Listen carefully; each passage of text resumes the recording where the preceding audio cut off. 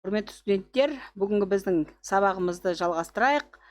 Өткен сабағымызда ғылыми стильдің ерекшеліктері, ғылыми стильге тән қасиеттер туралы тоқталсақ, бүгінгі тақырыбымызда негізгі стильдердің бірі ресми қағаздар стилі және ғылыми стильді қалай қалыптастыру керек деген сұраққа жауап береміз. Осы тұрғыда бүгінгі қоғамда пайдаланып жүрген бүкіл біздің стильдеріміздің барлығын топтастырып қарайтын болсақ, функционалдық стилистика деп атаймыз. Функционалдық стилистика дегеніміз ол адамға қызмет ету, яғни қоғамда пайдаланатын тілдік қатынастарда түсетін қатысымның негізгі формасын беретін осы функционалдық стильдер екен. Яғни біздер білеміз, біздің стилімізде қалыптасқан ауызекі сөйлеу стилі, ғылыми публицистикалық стиль, одан кейін ресми қағаздар стилі, ғылыми стиль, осы стильдердің барлығы қоғамда адамға қажетті және пайдаланатын стильдер болып табылады. Кожина ғалым өзінің зерттеу еңбектерінде функционалдық стилистика бұл қоғамдағы атқаратын қызметі қарым-қатынас екендігін түсіндіреді. Және оның экстралингвистикалық және лингвистикалық екі жағын ескертіп айтады. Ол деген не деген сөз? Яғни түсіну, пайымдау деген бар. Оны белгілі бір заңдылықтар арқылы жеткізу бар. Ойлау бар, түсіну бар деген сөз. Екі жағын, екі қай стиль болмасын, сол стильде белгілі бір қалыптасқан ережелерге сай жүргізілетіндігін айтады. Енді күнделікті өмірде қолданып жүрген осы ресми қағаздар стиліне тоқталатын болсақ, ресми қағаздар стилі өзінің жалпы ерекшелігі нақтылық, дәлділік, баяндауыштары бұйыру мәнінде, мәлімдеу мәнінде, ешқандай эмоционалдық бояуы жоқ, белгілі бір талаптарға сай, арнайы құрылған шаблондар негізінде жүзеге асырылады.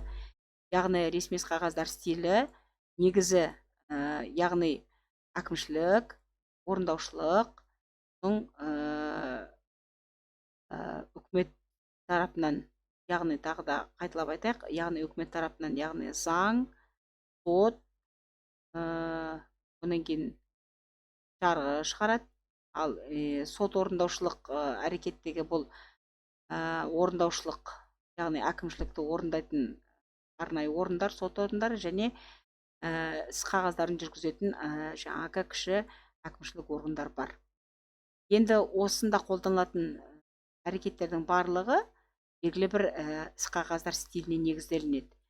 Олай дейтін себебіміз, мысалы, сіздер туған сәтіңізден бастап куәлікте мектеп бітіргеннен кейін аттестат аласыздар және жеке өмірбаян толтырасыздар. Осылардың барлығы қоғамдық қатынастағы әрекеттерге сай келетін құжаттардың формасы. Ал енді сол құжаттардың формасы белгілі бір ресми қағаздар стилінің бояуы болып табылады.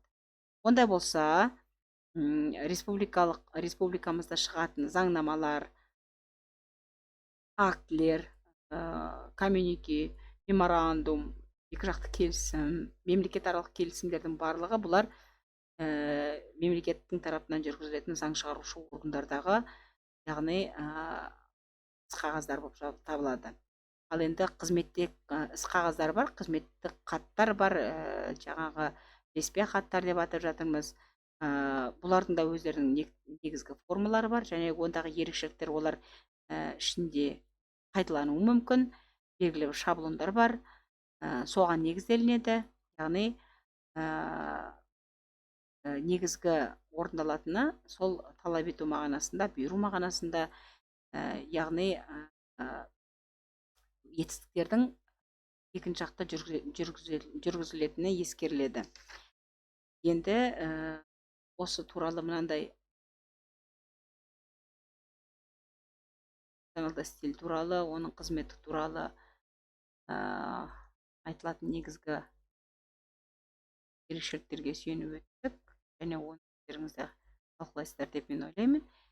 Келесі біздің негізгі жүйенетініміз ғылыми стильдік жанрлар болып табылатын болса, ғылыми стильдік жанрларда біз не нәрселерді береміз? Сабағымызда осы ғылыми мәтіндердің бойынша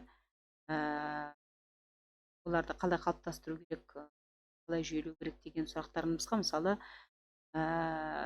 сабағымызда жауап бердік. Әйтсе де Әлішанов ағаларыңыздың жанр туралы үш белгісін сипаттайды, яғни ол белгілі бір прагматикалық категорияда өмір сүретін болса, екіншісі сол прагматикалық белгілерді сақтай отырып белгілі бір функционалдық стильдермен байланыста қолданылып белгілі бір зерттеулерге сараланады. Ал енді сол зерттеулердің өзі белгілі өзінен өзі сарапталмайды ғой, ол белгілі бір тарихи сипатқа негізделеді, белгілі бір уақыт кеңістік негізінде дәстүрге сай қалыптасады, ол орнығып жүйеленеді. Осындай факторлар арқылы ол белгілі бір тілдік логикалық қатынаста белгілі бір мазмұнның композициясына құрылады. Міне осындай ерекшеліктері негізделіп сайылады. Ал енді осы ғылыми стильдің құрылымдық жүйесінде, яғни ғылыми мәтіндердің негізгі мазмұнына қарай Әлдибекова өзінің еңбектерінде, яғни эпистемикалық формада ақпараттық деректемелік мазмұнға сай ғылыми еңбектер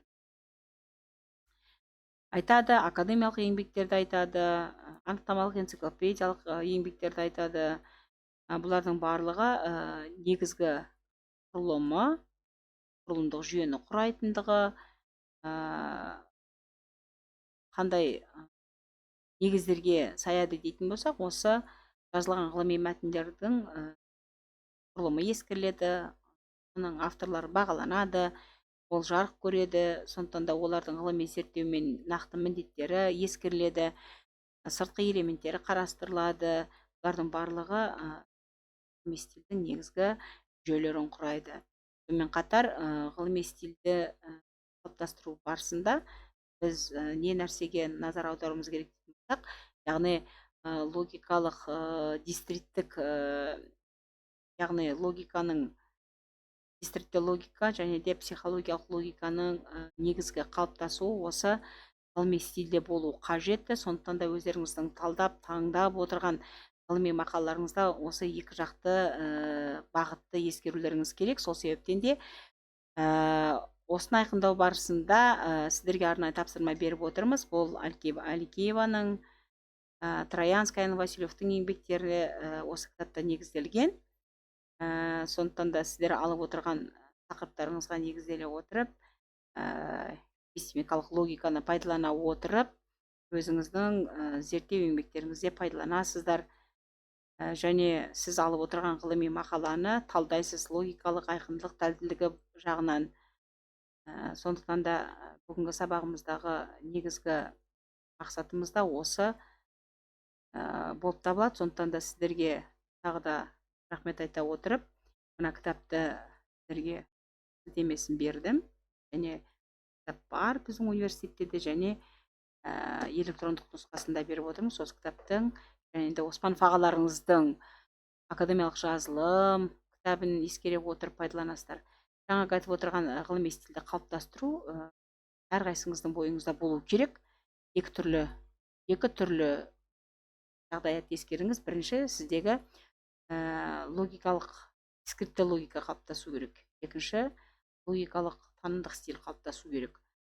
Оны қалай қалыптастырамын, қалай өзімнің бойымда болады деген сұрағыңызға, сіз алып отырған ғылыми мақаланың авторы қалай ойлады, сұрақты қалай шешті, ғылыми мақаланың яғни сыртқы құрылымы тақырып болса, оның жетегі, жаңашылдығы, ойы оның сыртқы құрылымын береді. Сол екі негізгі бағытты ол қалай шешті деген сұрақты сіз іздеп тауып, оның құрылымы, мақаланың бағалаушылық құрылымын талдайсыз, оның жаңағы логикалық дискретті ойлауының құрылымы қалай құрылған, ондағы логикалық бірізділік, ондағы диаграммалар, кестелер, онда берілген жүйе және психологиялық стиль қалай қалыптасқан дейтін болсақ, пайдаланған әдебиеттер, кімнің ойы, теориясы, қандай жаңағы концептін шығарып отыр, қандай жүйеліктің негізінде қандай жаңалық ашып отыр дегеніңіздің барлығы осы ғылыми стильде қалыптастыру болып табылады. Сондықтан да бүгінгі сабағымыздың негізгі мақсаты осы ғылыми стильді қалыптастыру және де жаңағы пайдаланып жүрген функционалдық стильдердің өзіндік ерекшеліктері. Сабағымыз түсінікті болса, алдымыздағы сабақтарда қош сау болыңыздар. Рахмет.